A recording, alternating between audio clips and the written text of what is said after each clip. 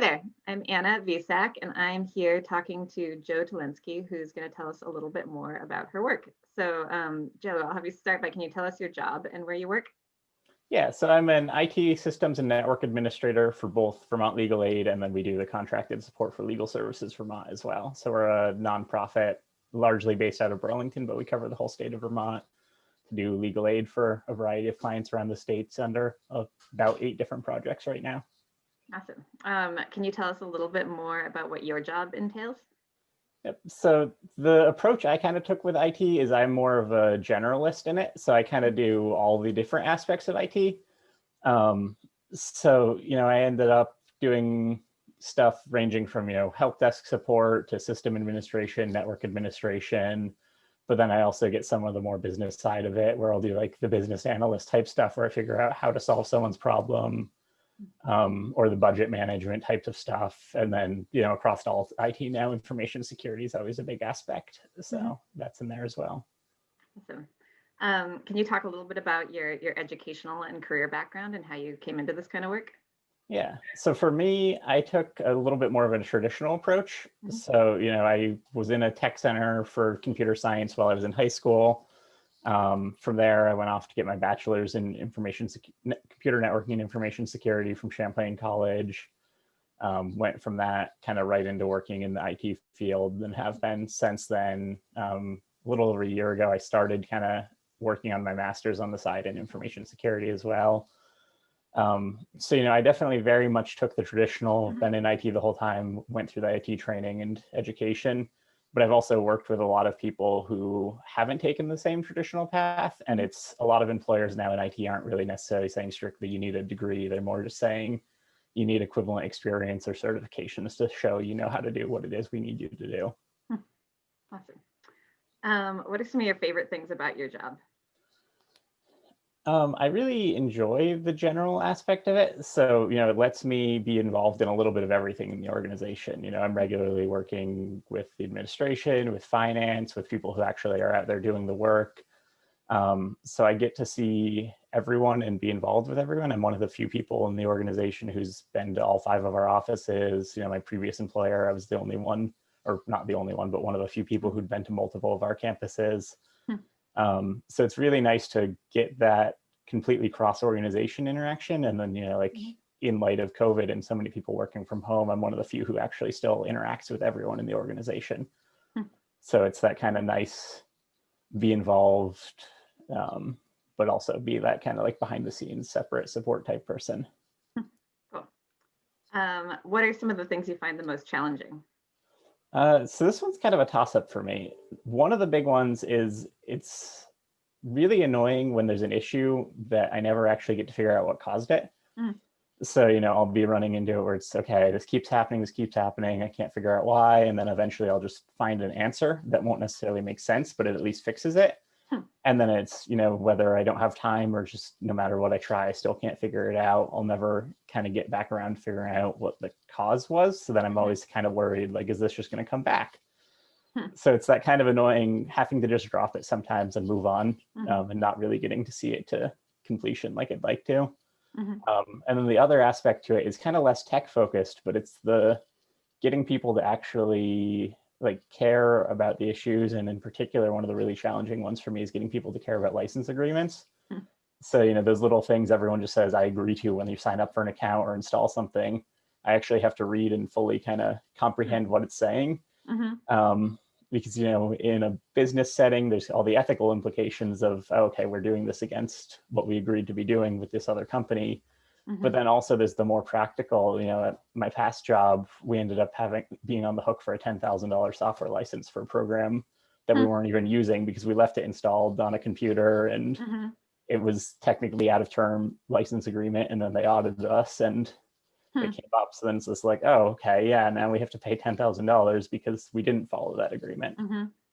So it's that kind of balance of, getting people to realize the reasons and accept what they need to do. And I think the other big one is just those lingering problems. Interesting. Can you walk us through what a typical day might look like for you? So that's another big part of why I like the more general approach. I've done a little bit more specialized focused in the past, and that was, a lot of just doing the same task day in, day out, and I got really bored with that. So what's nice with this is, every day I'll have some user support to do where people will have some new problem or run into an issue, and I'll get to do that little bit of training and help them figure out, okay, yeah, this is how we get past that, or just solve the problem for them. But then I'll also have, a handful of recurring tasks that I can always go to that I need to just, check on reports or things like that, or I'll have 5 or 6 projects going. So if I kind of get stuck on one, I can just hop to the other as long as it doesn't have an imminent deadline. But it lets me kind of pick and choose a little bit more what I want to be doing that day.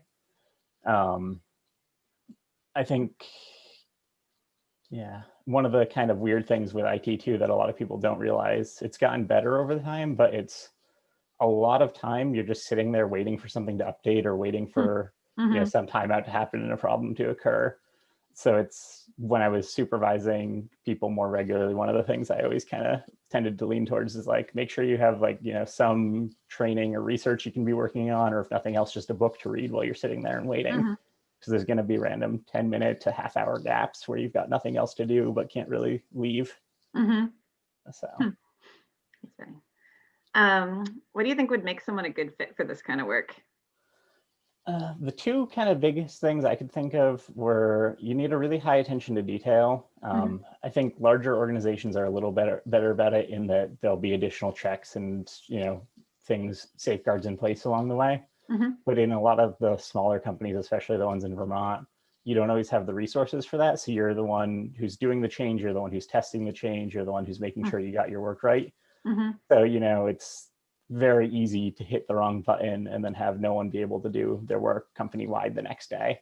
So you have to be really careful to be doing your work and then checking your work as well to make sure you did it accurately. And then the other big thing I've noticed in the smaller employers, at least, is you really need to be self-motivated and advocate for yourself. Oftentimes the like formal training programs and things that are in place at employers are more geared towards the brunt of the workforce and less towards IT. So you kind of have to find your own training opportunities and kind of advocate for why it's worth the cost and why the organization should fund that and help you advance your career and personal growth. If a student is interested in this kind of work, are there things you would recommend that they do now to continue to explore it, like volunteer work or classes or projects at home or part-time jobs? Yeah, so I mean, it's largely dependent on what area of IT they want to get into. If they're looking more like programming, that side of things, there's a lot of open source projects that often let people join in and help out with those. Then you can kind of get your name attributed to an actual project that is out there. If you're looking more like cybersecurity, there's a lot of really cool, just different like cybersecurity contests and things like that. A student I had years ago when I was teaching actually just recently took first in the nation in a contest to hack a satellite.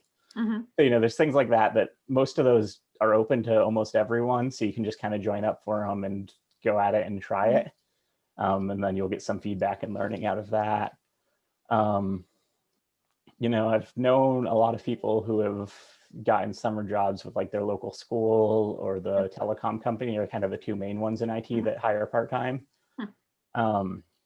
So those, but then the other big part with IT is there's just so many different certifications you can get. So there's a lot of freely available trainings that you can go out and do.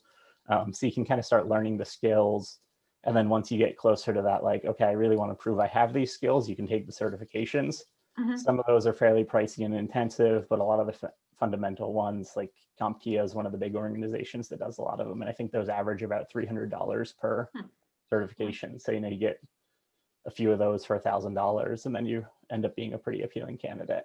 That's great, thanks. So that kind of leads into my next question.